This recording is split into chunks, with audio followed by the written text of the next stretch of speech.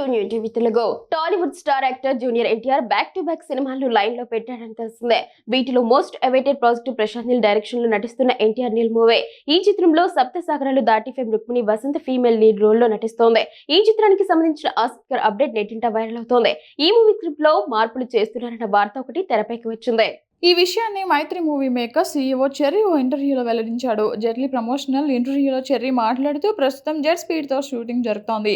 ముందుగా ప్రకటించిన తేదీ నాటికి సినిమాను పూర్తి చేస్తాం. ప్రశాంత్ నీల్ చాలా వేగంగా పనిచేస్తారని అందరికీ తెలిసిన విషయమే. ఎన్టీఆర్ హిందీ చిత్రం వార్ 2 ఫెయిల్యూర్ తర్వాత మేము కొంత సమయం తీసుకొని కథలో మార్పులు చేశాం. ఇప్పుడు అన్నీ కుదిరి నిర్మాణ పనులు పూర్తి స్థాయిలో జరుగుతున్నాయన్నారు. తాజా అప్డేట్తో కథలో ఎలాంటి మార్పులు చేస్తారని ప్రేక్షకుల్లో క్యూరియాసిటీ పెరిగిపోతోంది. కాగా ఎన్టీఆర్ నీల్ మూవీ ఫస్ట్ గ్లిమ్స్ను మే 20న లాంచ్ చేయనున్నారు. జూన్ 11న గ్రాండ్గా విడుదల కానుంది. మైత్రి మూవీ మేకర్స్ నిర్మిస్తున్న ఈ చిత్రాన్ని ఎన్టీఆర్ ఆర్ట్స్ కో ప్రొడ్యూస్ చేస్తోంది.